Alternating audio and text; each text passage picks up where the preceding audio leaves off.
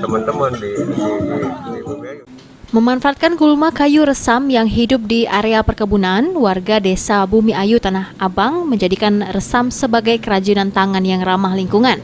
Anjasmara, salah satu warga desa Bumi Ayu Tanah Abang, kesehariannya sebagai pengrajin tangan berbahan gulma kayu resam, menjelaskan kalau kayu resam dianggap sebagai limbah oleh masyarakat dan dijadikan kerajinan tangan yang ramah lingkungan seperti sedotan, piring, topi, dan lainnya yang memiliki nilai ekonomis yang tinggi. Perlu kesabaran serta kreativitas yang tinggi untuk mengolah kayu resam. Dalam sepekan bisa dihasilkan 5 hingga 7 bentuk olahan kayu resam dengan harga jual untuk sedotan Rp25.000 per bungkus, piring Rp10.000 per buah, serta topi Rp50.000 per buahnya.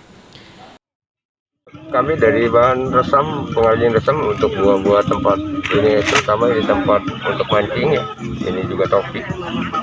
Itu Topi santai. resam apa, Pak? Resam itu gulma, Pak. Gulma yang hidup di lahan pertanian, Pak. Di lahan pertanian. Kalau gulma ini hidup, petani karet itu hasilnya berkurang, Pak. Itu. Berarti ini limbah masuk, Pak ya? Iya, Pak. Kalau bisa dimanfaatkan sebenarnya kan bisa dimanfaatkan untuk peningkatan ekonomi masyarakat, Pak. Seperti itu.